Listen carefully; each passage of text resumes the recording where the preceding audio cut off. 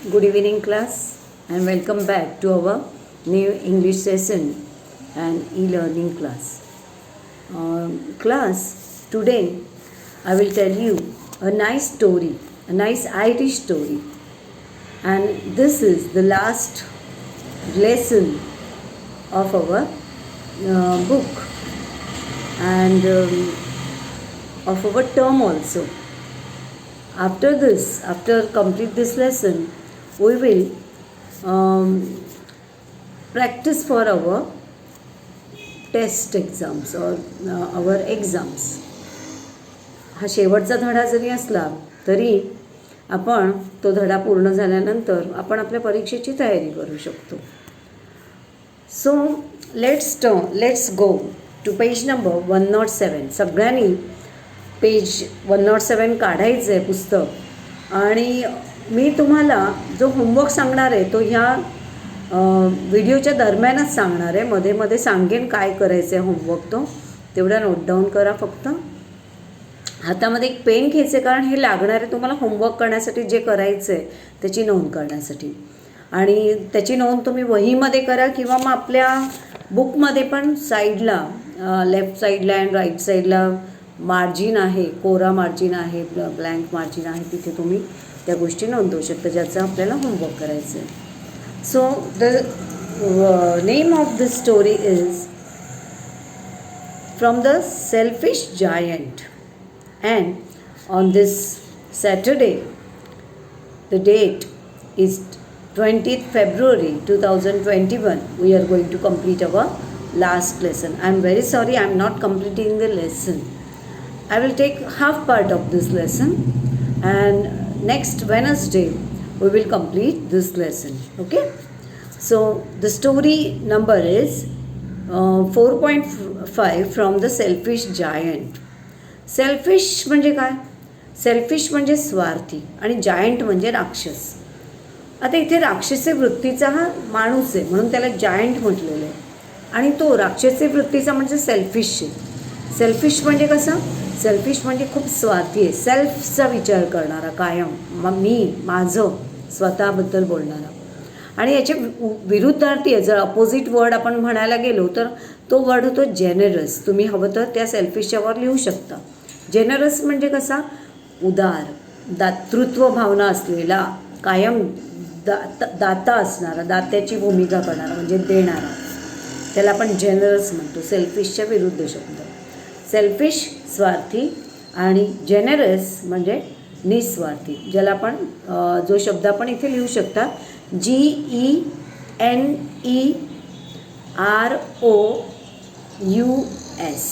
हे त्याचं स्पेलिंग आहे जेनरसचं.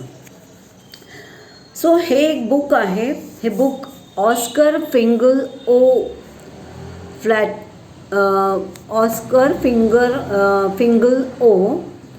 फ्लॅहर्टाय हे नाव आहे.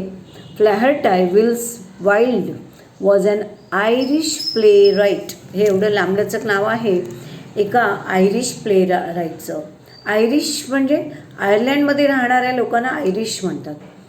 जसं की इंडियात राहणाऱ्या लोकांना इंडियन म्हणतात, तसं आयर्लंडमध्ये राहणाऱ्या लोकांना आयरिश म्हणतात. आणि प्ले राईटचा अर्थ लिहून घ्या लगेच. प्ले राईट म्हणजे नाटककार, जो प्लेज लिहितो. इंग्लिशमध्ये नाटक म्हणजे प्ले, तर जो प्ले लिहितो त्याला प्ले राईट म्हणतात. आणि राईटचं स्पेलिंग बघा, WRITE नाही, WRIGHT, म्हणजे RIGHT जे आपण म्हणतो राईट म्हणजे करेक्ट, त्याला अगोदर W लावायचं, म्हणजे प्ले राईट. म्हणजे ऑस्कर फिंगल जे आहेत ते एक आयरिश नाटककार आहेत, नॉवेलिस्ट आहेत, म्हणजे जे नॉवेल्स लिहितात, कादंबऱ्या लिहितात, आणि एसेलिस्ट आहेत. एसेइस्ट म्हणजे काय? सॉरी, मी पहिल्यांदाच चुकीचं बोलले. एसेइस्ट म्हणजे निबंधकार, निबंध पण लिहितात ते चांगले चांगले. अँड अ पोएट, एवढी ओळख आहे त्यांची. आणि एक कवी पण आहेत. ते प्ले राईट म्हणजे नाटककार आहेत, नॉवेलिस्ट म्हणजे कादंबरीकार आहेत, एसिस्ट म्हणजे निबंधकार आहेत, आणि पोएट म्हणजे कवी आहे. आता या कथेमध्ये त्यांनी काय लिहिले? The selfish giant is a short fantasy story for children which revolves around a giant who builds a wall to keep children out of his garden. ही सेल्फिश जायंट हे त्यांचं जे पुस्तक आहे त्याच्यातून ही कथा घेतलेली आहे. आणि ही कथा जी आहे ही एक शॉर्ट अशी फॅन्टसी आहे जी त्यांनी मुलांसाठी लिहिली आहे, लहान मुलांसाठी. शॉर्ट फॅन्टसी म्हणजे एक छोटीशी अद्भुतरम्य अशी कथा आहे, काल्पनिक कथा, कल्पनारम्य अशी कथा, कल्पनेच्या जगात वावरणारी कथा. लहान मुलांचं जग हे कल्पनारम्यच असतं, फॅन्टसीच रमणारं असतं. त्यांना पर्या, राक्षस हे सगळं आवडतं, भूतं वगैरे. सो त्या कथांना फॅन्टसी म्हणतात. तर त्यांनी ही फॅन्टसी लिहिली. ही story it revolves around a giant. ही कथा रिव्हॉल्व्स होते म्हणजे फिरते एका जायंट भोवतीवर, एका जायंट भोवती म्हणजे एका राक्षसाभोवती फिरणारी ही कथा आहे. म्हणजे याच्यातला मेन कॅरेक्टर आहे जायंट. त्या जायंटने काय केलं, who builds a walls to keep children out of his garden. तर राक्षसी वृत्तीचा असल्यामुळे त्याला मुलं आवडत नाही. मग जी दंगा करणारी, मस्ती करणारी, आवाज करणारी, उड्या मारणारी, धावणारी, पळणारी, गाणारी मुलं त्याला आवडत नाहीत. आणि त्यांना आपल्या घरापासून किंवा आपल्या बागेपासून दूर ठेवण्यासाठी त्याने काय केलं, बागेच्या भोवती एक हाय वॉल, एक उंचच्या उंच अशी टॉल अशी वॉल उभी केली. But learns compassion. परंतु तो कंपॅशन शिकला. कोणाकडून शिकला? कंपॅशन म्हणजे काय, लिहून घ्या. कंपॅशन म्हणजे कणव, दया काय असते, पीटी ज्याला आपण इंग्लिशमध्ये PITY पीटी पण म्हणतो.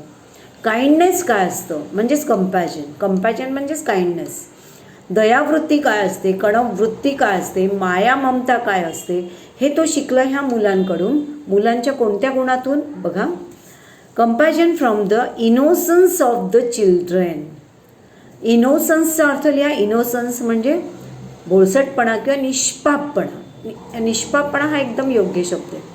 मुलांच्या निष्पापपणातून हा जो दुष्टवृत्तीचा राक्षस होता तो दयाभाव काय असतो हे शिकला. म्हणजे मुलांनीही त्याला शिकवलं दयावृत्ती काय असते ते. आणि हे मुलांच्या भोळसटपणातून, मुलांच्या इनोसन्समधून, निष्पापपणातून तो शिकला. ही कथा आहे. ती कथेकडे वळण्यापूर्वी आपण वॉर्मिंग अपसाठी एक थोडासा भाग दिला आहे, तो आपण पाहूया की काय आहे. जोड्या करायच्या आहेत आपल्याला. हे काही लिहायचं नाही आहे, फक्त एक बघून घेऊया. फास्ट रॅपिड रीडिंग करूया. Make a list of things that you usually share with others and another things which you do not usually share. Now write how you feel when. असं सांगितलं त्यांनी की तुम्ही अशा गोष्टींची यादी करा की एक यादी जी आहे ती जी गोष्ट तुम्हाला इतरांबरोबर शेअर करायला आवडते ती गोष्ट, त्या काय काय गोष्टी तुम्हाला शेअर करायला आवडतात ती लिहा यादी. आणि दुसरी एक यादी अशी करा की जी गोष्ट तुम्हाला इतरांबरोबर शेअर करायला आवडत नाही. You like to share with others, you do not like to share with others. तुम्हाला इतरांबरोबर शेअर करायला म्हणजे इतरांना सहभागी करून घ्यायला आवडणाऱ्या गोष्टींची एक यादी, आणि दुसरी यादी इतरांना सहभागी करून घ्यायला आवडत नाही अशी गोष्टींची यादी. अशा 2 याद्या तुम्हाला करायच्या. आणि नाव write how you feel when. आणि आता खाली तुम्हाला प्रत्येक वाक्य आहे ना त्याच्या बाजूला तुम्हाला लिहायचं आहे की कसं फील होतं असं करताना. 4 शब्द लिहून घ्या वेनच्या बाजूला. एक म्हणजे गुड, दुसरा हॅपी, तिसरा बॅड आणि चौथा प्राऊड. परत I repeat again. Good, happy, bad आणि प्राऊड हे 4 शब्द लिहून घ्या. वेन लिहिलं आहे ना, डॅश केला त्याच्या बाजूला. खालील वाक्य वाचताना की खालील गोष्टी करताना तुम्हाला या 4 पैकी कुठलं फिलिंग येतं. गुड फिलिंग येतं म्हणजे चांगलं वाटतं, बॅड फिलिंग येतं वाईट वाटतं, हॅप्पी आनंद होतो की प्राऊड फील होतो म्हणजे गर्व अभिमान फील होतो, ते तुम्हाला प्रत्येक वाक्याच्या बाजूला लिहायचं. First, you share your tiffin with others. तुम्ही जेव्हा तुमचा टिफिन बॉक्स, जेवणाचा डबा शाळेमध्ये इतरांबरोबर शेअर करतात तेव्हा तुम्हाला कसं फील होतं या 4 फिलिंग्सपैकी तुम्हाला लिहायचं आहे. Second, you eat all by your self. तुम्ही एकटेच खाता जेव्हा तुमचा डबा, ते लिहा. किंवा डबा असं नाही, किंवा घरी पण जेव्हा तुम्ही एकटेच जेवता, एकटेच असता, आई वडील कोणी नाही आहे, बहीण भाऊ कोण नाही, एकटे खाता तेव्हा कसं फील होतं जेव्हा मित्रमैत्रिणी नसतात. You play in a team. तुम्ही जेव्हा टीममध्ये खेळत असता इतर मुलांबरोबर तेव्हा कसं फील होतं. How do you feel. You practice alone. एकटे जेव्हा एखाद्या गोष्टीचा सराव करत असता, how do you feel? Third, you hear a piece of news. एखादी बातमी तुम्ही ऐकता तेव्हा तुम्हाला कसं फील होतं? You tell the news to others. आणि जेव्हा एखादी बातमी तुम्ही दुसऱ्यांना सांगत असता तेव्हा how do you feel? Next, you read something nice but don't tell others about it. एखादी खूप चांगली गोष्ट तुम्ही वाचता, खूप चांगलं असं तुम्हाला एखादी गोष्ट कळते, वाचनात येते, आणि तुम्ही ती इतरांना सांगत नाही. You don't tell that thing to others. तुम्हाला चांगली गोष्ट कळते पण दुसऱ्यांना सांगत नाही, तेव्हा कसं फील होतं? And you tails other about the interesting things you have read. आणि जेव्हा एखादी इंटरेस्टिंग थिंग तुम्ही वाचता आणि दुसऱ्याला सांगत असता तेव्हा तुम्हाला कसं फील होतं? And last one, you learn to make something new. You teach it to others. पहिली गोष्ट, you learn to make something new. जेव्हा एखादी नवीनच गोष्ट तुम्ही बनवायला किंवा करायला शिकत असता तेव्हा तुम्हाला कसं फील होतं? म्हणजे समजा केक बनवायला शिकताय किंवा मेहंदी काढायला शिकताय किंवा एखादी कुठलीही गोष्ट तुम्ही पेंटिंग करायला शिकताय तर तुम्हाला कसं वाटतं ते तुम्हाला लिहायचं आहे. म्हणजे शब्दच लिहायचा बाजूला. गुड फील होतं, बॅड फील होतं, हॅप्पी का प्राऊड फील होतं. And last one, you teach it to others. आणि ती शिकलेली गोष्ट, जे तुम्ही शिकलात ती गोष्ट जेव्हा तुम्ही दुसऱ्यांना शिकवता तेव्हा तुम्हाला कसं फील होतं? हे प्रत्येक तुम्हाला ह्याच्या बाजूला तो शब्द लिहायचा आहे आणि त्या पेजचा मला फोटो पाठवायचा आहे. पण बाळांनो, त्या पेजचा फोटो पाठवत असताना तिथे तुमचं पूर्ण नाव लिहा. त्या पेजवर कुठेही, म्हणजे हा प्रश्न सुरू होताना तिथे वर कुठेही लिहिलं किंवा खाली ह्या चित्र आहेत ना, तर तारा वगैरे जे कोलांट्या एवढ्या मारत आहेत, कार्टविल करत आहेत, तिथे तुमचं नाव लिहिलं तरी चालेल, मला दिसेल असं फोटो पाठवा. कारण काय होतं, बरेचदा तुमचेच फोटो कोणीतरी स्वतःचे फोटो म्हणून पाठवतं. म्हणून त्या पेजवर तुमचं नाव लिहा आणि बाजूला फक्त गुड बॅड काय जे आहे तुम्हाला कसं फील होतं ते लिहा आणि फोटो पाठवा. ओके, तर हा एक होमवर्क आहे. Now let's start the story. Okay, आता आपण गोष्टीला सुरुवात करूया. From the selfish giant, page number 108. Every afternoon, as they were coming from school, the children used to go and play in the giant's garden. दररोज दुपारी, when the children returning back from school, they went in the giant's garden and they play there. दररोज दुपारच्या वेळेला शाळेतून घरी परत येताना ही मुलं काय करायची, त्या राक्षसाच्या गार्डनमध्ये जायची आणि खेळायची, भरपूर खेळायची, धावायची, पळायची, खूप काही करायची. It was a large lovely garden with soft green grass. ते खूपच सुंदर असं गार्डन होतं ज्यामध्ये सॉफ्ट ग्रीन असं हिरवळ होती, गवत होतं. बघा इथे भरपूर सारे ॲडजेक्टिव्स पण आलेले आहे. गार्डनसाठी ॲडजेक्टिव्ह कुठला आला आहे? गार्डन कसं होतं? लार्ज अँड लवली होतं. आणि ग्राससाठी कुठलं ॲडजेक्टिव्ह आलं आहे? सॉफ्ट आणि ग्रीन. ग्रास कसं होतं? मऊ मऊ, लुसलुशीत आणि हिरवगार होतं. तर असं हिरवळीने भरलेलं ते गार्डन होतं. Here and there over the grass stood beautiful flowers like stars. सगळीकडे, इकडे तिकडे सगळीकडे गार्डनमध्ये तारकांप्रमाणे, म्हणजे चांदण्यांप्रमाणे, चांदण्यांसारखी दिसणारी सुंदरशी रंगीबेरंगी फुलं सगळीकडे लागलेली होती किंवा दिसत होती, विखुरलेली होती. And there were 12 peach trees that in the spring, peach trees. आणि त्या गार्डनमध्ये 12 पीच या फळाची झाडं होती, पीचची झाडं होती 12. That in the spring time broke out into delicate blossoms of pink and pearl. आणि त्या पीचच्या ट्रीजवर स्प्रिंग टाईममध्ये, स्प्रिंग टाईमचा अर्थ लिहून घ्या, वसंत ऋतू. हे ऋतूंची नावं आलेली आहेत ना या पाठामध्ये, ते लिहून घ्यायची. कारण तुम्हाला होमवर्क म्हणून मी जेवढा भाग शिकवणार आहे तेवढ्या भागातले जे नवीन कळलेले शब्द आहेत ते सगळे शब्द तुम्हाला लिहून काढायचे आहेत. स्पेलिंग्ज आणि त्यांचे मराठी अर्थ आणि त्यांचे उच्चार लिहून काढायचे आहेत. हा तुमचा दुसरा होमवर्क आहे. सो स्प्रिंग टाईममध्ये काय व्हायचं, वसंत ऋतूमध्ये स्प्रिंग टाईम म्हणजे त्या पीचच्या झाडांवर डेलिकेट ब्लॉसम्स यायचे. पीच या फळं लागण्यापूर्वी जो ब्लॉसम येतो म्हणजे झाडाला जो मोहर येतो तो मोहर यायचा. आणि तो मोहर कसा असायचा? डेलिकेट असायचा. डेलिकेट म्हणजे कसा? नाजूक. त्या ब्लॉसमचं हे ॲडजेक्टिव्ह आहे. नाजूक असा मोहर यायचा. आणि तो मोहर कुठल्या रंगाचा असायचा? पिंक, पर्लसारखा. पर्ल म्हणजे मोती. मोत्यांसारखी दिसणारी टपोरी अशी फुलं त्या पीचची ती बहरून जायची. ती झाडं, ती 12ही झाडं या बहराने, या ब्लॉसमने काय व्हायची? भरून जायची. ब्लॉसम म्हणजे मोहर. And in the autumn bore rich fruit. आणि स्प्रिंगच्या मागोमाग येणारा जो सीझन आहे तो आहे ऑटम. आता ह्याचा उच्चार ऑटमन करायचा नाही, कारण शेवटी जो एन आहे तो सायलेंट आहे. सो इथे एमपर्यंतच उच्चार करायचा. ऑटम म्हणजे कुठला? शरद ऋतू. तर शरद ऋतूमध्ये तीच झाडं सुंदर अशा रसदार रिच फ्रुट्सनी म्हणजे सुंदर अशा फळांनी लगडून जायची, भरून जायची. The bird sat on the trees. आणि फळं लागली की त्याच्या पाठोपाठ त्या झाडांवर पक्षी यायचे. Sang so sweetly that the children use to stop their games in order to listen them.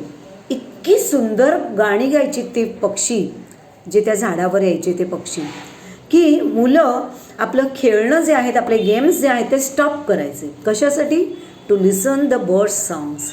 त्या पक्ष्यांची गुणगुण, त्या पक्ष्यांची किलबिल, त्या पक्ष्यांची गाणी ऐकायला ते आपला खेळसुद्धा थांबवायचे. आणि ती गाणी जी आहेत ती मनमुरादपणे त्यांचा आनंद लुटायचे. How happy we are they cried to each other. आणि मग ती मुलं एकमेकांना म्हणायची की आपण किती आनंदी आहोत, किती सुखी आहोत की आपल्याला इतक्या सुंदर गार्डनमध्ये सुंदर पक्ष्यांची गाणी ऐकायला मिळत आहेत, सुंदर सुंदर पीचची फळं खायला मिळत आहेत. One day the giant came back. एके दिवशी तो राक्षस परत आला. कुठे गेला होता पाहूया. He had been to visit his friend the Cornish ogre. त्याचा एक फ्रेंड होता ज्याचं नाव होतं कॉर्निश ओगर. त्या फ्रेंडकडे तो गेला होता. किती दिवस? And had stayed with him for 7 years. 7 वर्ष तो आपल्या मित्राकडेच राहिलेला होता. 7 वर्षांनी तो त्याच्या घरी परत आला होता. After the 7 years he determined to return to his own castle. Castle म्हणजे किल्ला, महाल. कॅसल म्हणजे किल्ला म्हणू आपण. किल्ला हा योग्य शब्द आहे. आणि 7 वर्षांनी त्याने डिटरमाइंड केलं. डिटरमाइंडचा अर्थ लिहून घ्या. डिसाईड.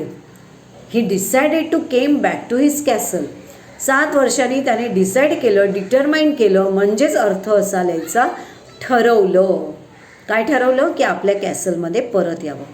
वेन ही अराइव्ड, जेव्हा तो परत आला, he saw the children playing in the garden. परत आला बघतो तर काय की छोटी छोटी मुलं त्याच्या त्या गार्डनमध्ये बिंदास्त आलेली होती आणि खेळत होती. What are you doing here? He cried in a very gruff voice. Gruff voice, gruff लिहून घ्या. कर्कश. त्याच्या कर्कश आवाजामध्ये तो मुलांना ओरडला. What are you doing here?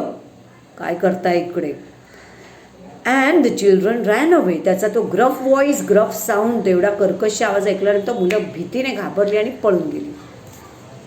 My own garden is my own garden.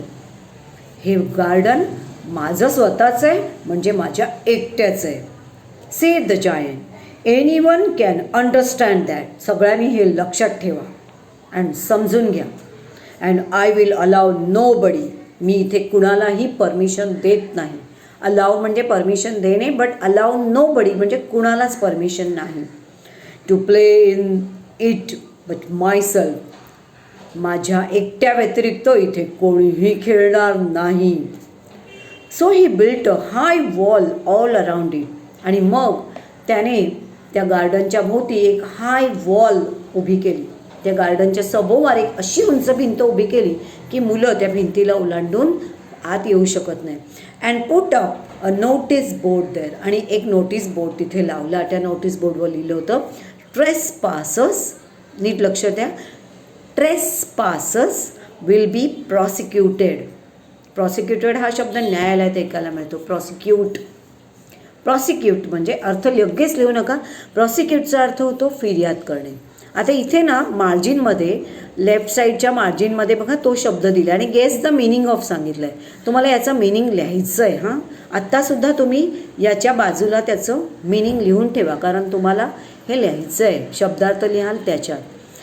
आधी एकेका शब्दाचा अर्थ लक्षात घ्या की ट्रेस पासस म्हणजे अतिक्रमण करणारे, बेकायदा घुसणारे, म्हणजे ज्यांना परमिशन नाही आहे तरी घुसतात त्यांना ट्रेस पासस म्हणतात. विल बी प्रॉसिक्युटेड म्हणजे त्यांच्या विरुद्ध कारवाई केली जाईल. प्रॉसिक्यूट करणे म्हणजे कारवाई करणे. सो या पूर्ण वाक्याचा अर्थ होईल ट्रेस पासस विल बी प्रॉसिक्युटेड. बेकायदा घुसणाऱ्यांवर की कायदेशीर कारवाई केली जाईल. He was very selfish giant. तो अतिशय स्वार्थी असा जायंट होता. The poor children had now nowhere to play. They tried to play on the road, but the road was very dusty and full of hard stones, and they did not like it.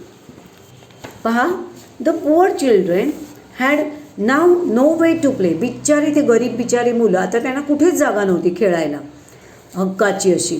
They tried to play on the road. रस्त्यावर खेळायचा त्यांनी प्रयत्न केला. तुम्ही कसं कधी जागा नसली की रस्त्यावर खेळतात तसं. But the road was so dusty. डस्टने भरलेला होता. रस्ता जो होता तो अतिशय डस्टी होता, म्हणजे धुळीने माखलेला होता. डस्ट म्हणजे धूळ, आणि जे धुळीने माखलेलं असतं त्याला डस्टी म्हणतात. आपण डस्टर हा शब्द आहे ना तो त्याच्यावरून तयार झालेला आहे. तिथे चॉकची धूळ येते म्हणून. सो डस्टी म्हणजे धुळीने माखलेला. And full of hard stones, आणि मोठ्या मोठ्या दगडांनी भरलेला होता. And they did not like it. त्यांना तो खेळायला अजिबात आवडत नव्हता. They used to wander round the high walls where their lessons were over. जेव्हा लेसन्स वेअर ओव्हर म्हणजे त्यांचा जेव्हा अभ्यास करून व्हायचा, घरी अभ्यास वगैरे करायचे ते, आणि अभ्यास झाल्यानंतर ती मुलं खेळायला यायची. शहाणी आहेत, अभ्यास केल्याशिवाय बाहेर नाही पडत. मग ते अभ्यास करून झाला की they wander around the round high wall. त्या उंच बांधलेल्या भिंतीभोवती ते वंडर म्हणजे फेऱ्या मारत राहत असत. वंडर हा शब्द आहे. हां, वंडर म्हणजे फेऱ्या मारणे. आणि एक शब्द असा आहे WONDER. त्याचा अर्थ वेगळा असतो. तो वंडर म्हणजे प्रश्न पडणे, आणि हा वंडर म्हणजेच फेऱ्या मारणे. भटकत राहायची, थोडक्यात भटकत राहायची. And talk about the beautiful garden inside. आणि आतमधील त्या भिंतीच्या आतल्या बाजूला असणाऱ्या सुंदर गार्डनविषयी एकमेकांशी बोलायची. How happy we were there. किती आनंदी होतो नाही आपण तिकडे. They said to each other. एकमेकांशी बोलायची. Then the spring came and all over the country there were little blossoms and the little birds. आणि मग वसंत ऋतूचं आगमन झालं. The spring arrive. आणि स्प्रिंग म्हणजे ऋतूचं नाव आहे, लिहून ठेवा. स्प्रिंग म्हणजे वसंत ऋतू.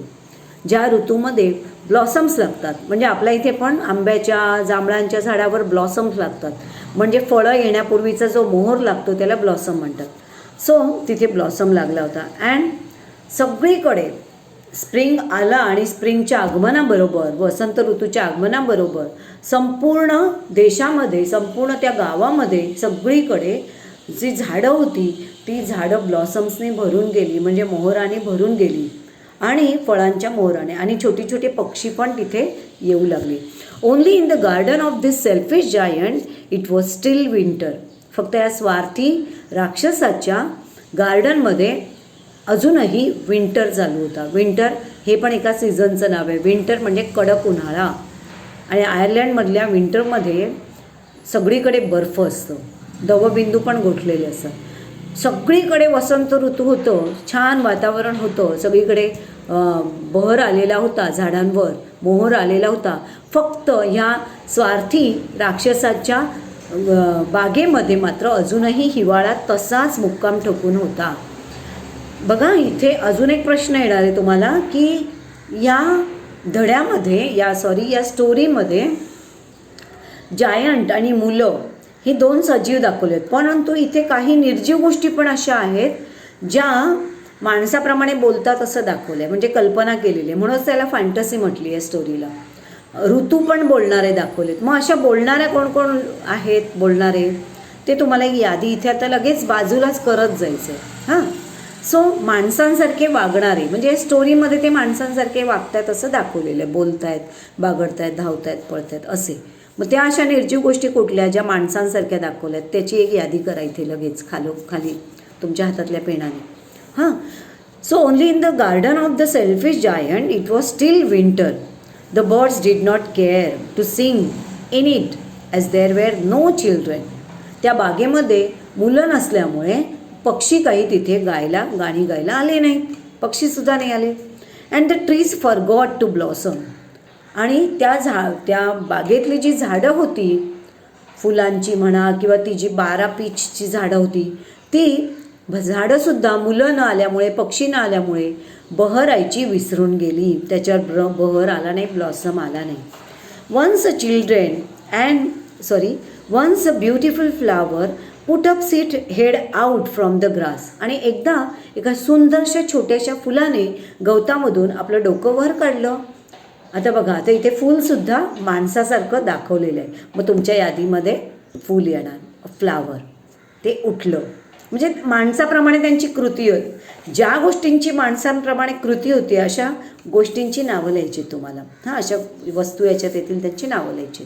सो आहे गवतातून एका फुलाने डोकं वर काढलं. बट वेन इट सॉ द नोटीस बोर्ड. आणि त्या फुलाचं लक्ष गेलं त्या नोटीस बोर्डवर ज्याच्यावर लिहिलं होतं trespassers will be prosecuted. ती नोटीस बोर्ड पाहिल्याबरोबर it slip back into the ground again. पुन्हा एकदा ते फूल मातीत शिरलं आणि झोपी गेलं. And went off to sleep. त्याने बघितलं की इथे याने लिहिल्या अतिक्रमण करणाऱ्याने येऊ नये आणि सगळीकडे हिवाळा आहे म्हटल्यानंतर आणि ब्लॉसम नाही आहे, कोणी पक्षी नाही आहेत, मुलं नाही आहेत. ते फूल नाराज झालं आणि परत एकदा झोपी गेलं. तुम्हाला यादी करायची आहे, लक्षात ठेवा. The only people who were please were the snow and the frost. पुढचा जो आहे पॅसेज तो थर्ड पॅसेज. तिथे फक्त 2 लोकं अशी होती की दे वेअर व्हेरी प्लीज्ड. ते खूपच आनंदी झाले होते. ते 2 लोकं होती, त्यातला एक होता स्नो आणि दुसरा होता फ्रॉस्ट. स्नो म्हणजे बर्फ आणि म्हणजे आकाशातून पडतं ते बर्फ, आणि दुसरं फ्रॉस्ट म्हणजे गोठलेले दवबिंदू. बघा, यांना पण माणसांसारखं दाखवलं आहे. म्हणजे फ्लावरच्या खाली तुमच्या यादीमध्ये स्नो आणि फ्रॉस्ट पण येणार. दोघांनाच आनंद झाला होता, तो म्हणजे बर्फाला आणि दवबिंदूंना आनंद झाला होता. आणि ते एकमेकांशी काय बोलले बघा. Spring has forgotten this garden. असं वाटतंय, म्हणजे ते दवबिंदू आणि बर्फ एकमेकांशी बोलतात. असं वाटतं की स्प्रिंग ऋतू, वसंत ऋतू या बागेमध्ये यायचं बहुधा विसरून गेले. फॉरगॉटन म्हणजे विसरून गेलेलं आहे. So we will live here all the year round. बरं आहे, आता या वर्षभर या इथे आपलं दोघांचंच राज्य आहे. आपण इथे दोघांनी मस्त राहूया, वर्षभर राहूया. कोण बोलले? तो स्नो आणि फ्रॉस्ट एकमेकांशी बोलले की आपलं वर्षभर आपण इथे जायंटच्या बागेमध्ये मुक्काम ठोकूया. The snow covered up the grass with her great white cloak म्हणजे झगा, अंगरखा. आणि असं बोलल्यानंतर बर्फाने काय केली, स्वतःचा झगा जो आहे, व्हाईट असा झगा, बर्फ व्हाईट असतो, तो झगा सगळ्या त्या हिरव्या गवतावर स्वतःचा झगा पसरून दिला. सगळं झग्याने ते सगळं गवत बागेतलं झाकून टाकलं. हां, आता हे बघा, ह्या सगळ्या कृती कशा आहेत, माणसासारखे आहेत की नाही, पण ते स्नो आहे. मग माणसासारख्या कृती करणाऱ्या अशा गोष्टींची यादी करायची. स्नोने आपल्या झग्याने, अंगरख्याने सगळं गवत झाकून टाकलं. फ्रॉस्टने काय केलं, दवबिंदूनी काय केलं, तर Frost painted all the trees silver. बागेतल्या सगळ्या झाडांवर दवबिंदूंनी काय केलं, रंगकाम केलं सिल्वर कलरचं. म्हणजे सगळ्या झाडांवर चंदेरी दवबिंदू चिटकून राहिले.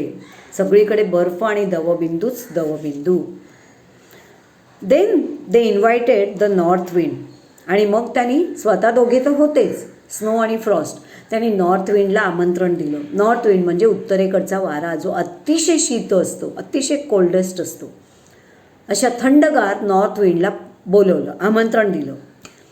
ते invited the north wind to stay with them and he came, त्यांनी बोलवल्याबरोबर नॉर्थ विंड पण आला, तो त्यांचाच सखा. उत्तरेकडचा वारा ह्या दोघांचा सखा, कारण उत्तरेकडचा वारा हा शीतलहर घेऊन येतो. ही वॉज रॅप्ड इन फर्स, आणि तो उत्तरेकडचा वारा स्वतः लोकरीमध्ये लपेटून आला होता, इतका स्वतः थंडगार होता. And he road all day about the garden, आणि संपूर्ण दिवसभर तो वारा नॉर्थ विंड जो आहे त्या बागेमध्ये रोअर करत राहिला, घोंगावत राहिला, म्हणजे जोराचा वारा त्या बागेमध्ये फिरत राहिला तो. मग बघा इथे नॉर्थ विंड पण माणसासारखी कृती करणारा दाखवलेला आहे. तो फिरत राहिला वेड्यासारखा, असा घोंगावत राहिला. And ब्लीव the chimney pots down. चिमणी म्हणजे काय? चिमणी म्हणजे चिवचिव करणारी आपल्या इथली चिमणी नाही. परदेशामध्ये ज्या ठिकाणी बर्फ पडतो तिथे घरामध्ये एक जागा असते हॉलमधली वगैरे, की जिथे फायरप्लेस बनवलेलं असतं. फायरप्लेस म्हणजे तिथे सतत शेकोटी पेटत असते, आणि त्या शेकोटीतला जो स्मोक आहे, धूर आहे, तो दूर जाण्यासाठी त्या शेकोटीपासून, त्या फायरप्लेसपासून घराच्या बाहेर पडणारे अशा चिमण्या काढलेल्या असतात. परदेशातले जर तुम्ही व्हिडिओज बघितले तर तुम्हाला त्या बंगल्यांच्यावर अशा चिमणीज दिसतील. तर त्या चिमणीज होत्या प्रत्येक घरावर, कारण तो थंडगार प्रदेश आहे. तर त्या वाऱ्याने काय केलं, नॉर्थ विंडने त्या सगळ्या ज्या चिमणी पॉट्स होत्या त्या सगळ्या डाऊन केल्या, म्हणजे विझवून टाकल्या, इतका तो स्वतः खोडकर होता. This is a delightful spot. Wow, हा स्पॉट, ही जागा तर खूपच छान आहे. He said, we must ask the hail to visit. आता चौथ्याला बोलवत आहे. आपण काय करूया, हेलला पण बोलवूया आपल्या बरोबर राहायला. आता हेलचा अर्थ लिहून घ्या. हेल म्हणजे गारा, म्हणजे बर्फ, स्नो तर होताच, फ्रॉस्ट म्हणजे गोठलेले दवबिंदू तर होतेच, नॉर्थ विंड पण आलेलाच होता. आता हेलला बोलवूया. हेल, HAIL, हेल म्हणजे गारा, बर्फाचे गोळे, त्यांना आपण बोलवूया हेलला पण. हां, आणि सो द हेल केम. मग हेलला बोलवलं आणि गारासुद्धा आल्या. Every day for 3 hours he rattled on the roof of the castle till he broke most of the slates.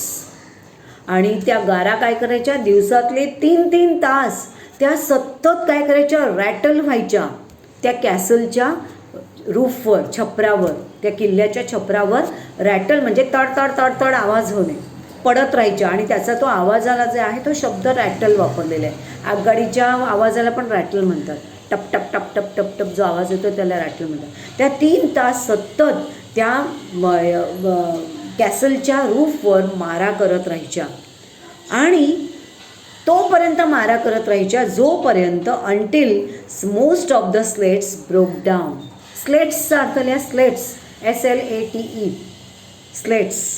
लेटच्या अगोदर S लावला आहे फक्त, आणि शेवटी S लावला. स्लेट्स म्हणजे कौलं. जोपर्यंत त्यातली बरीचशी कौलं तुटून पडत नाहीत तोपर्यंत त्या गारा त्या छपरांवर पडत राहायच्या.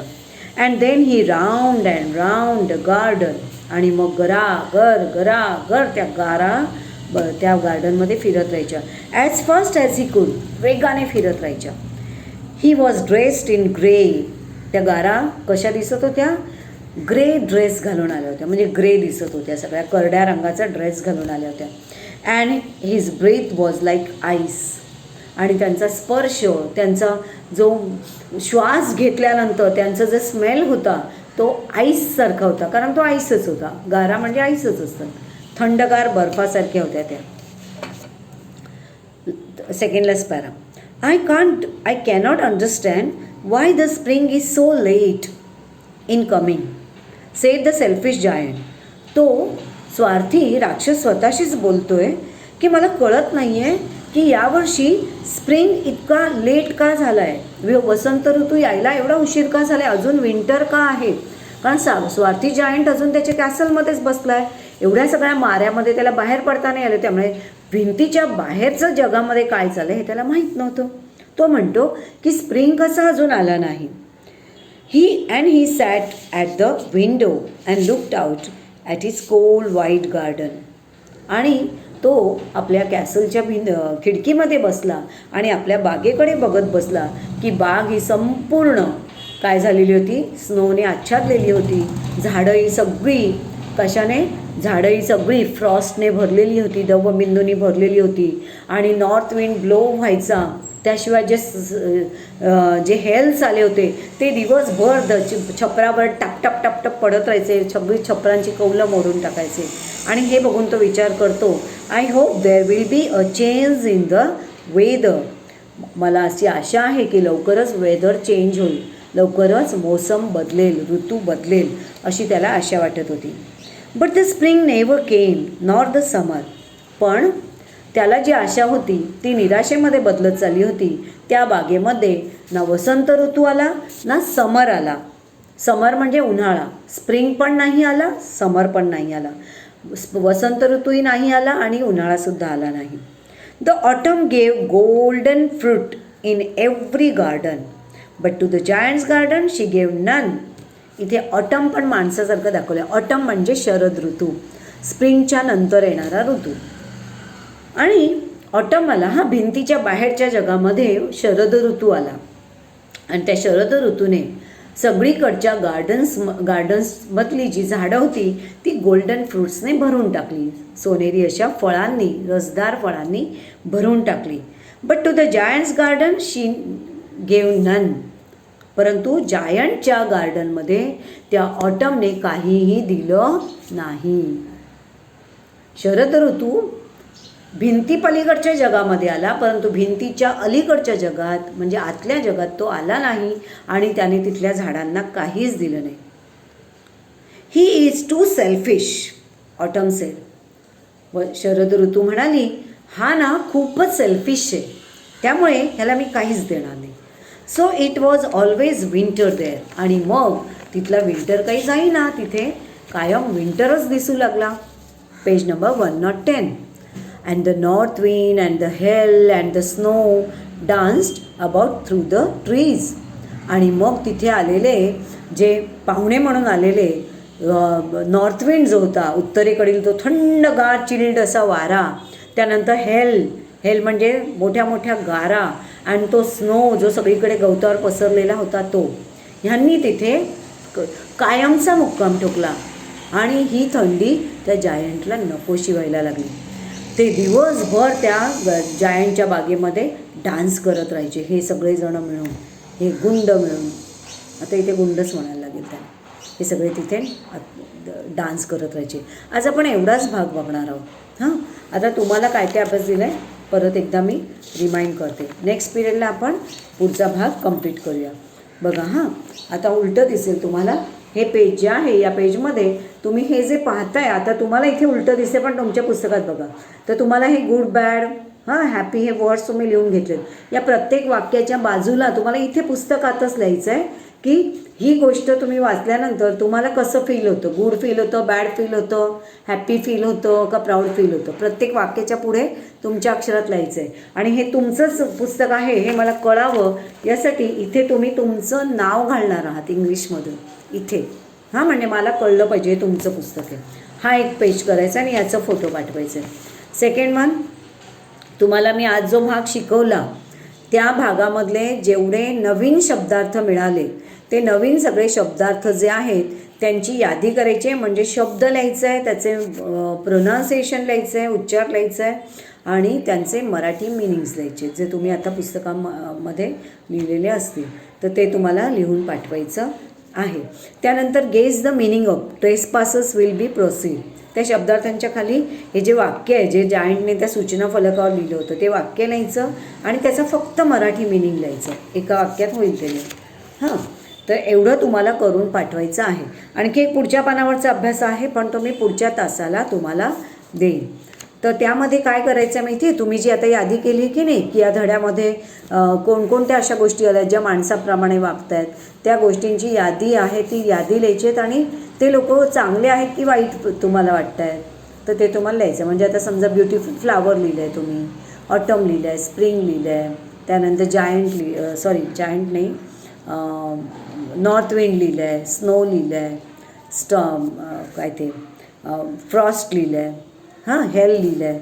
तर हे सगळे माणसांप्रमाणे वागतात. तर हे प्रत्येकजण कसे आहेत, काय करतात किंवा ते कसे वागत आहेत याविषयी आपल्याला लिहायचं, पण ते पुढच्या पिरियडला. आता तुम्हाला मी जेवढं सांगितलं आहे शब्दार्थांपर्यंत आणि शेवटचं असेल तुमचं ट्रेसपासर्स विल बी प्रॉसिक्युटेड याचं मराठी भाषांतर या लाईनचं. एवढं तुम्हाला 3 अभ्यास करायचे आहेत. आलं लक्षात?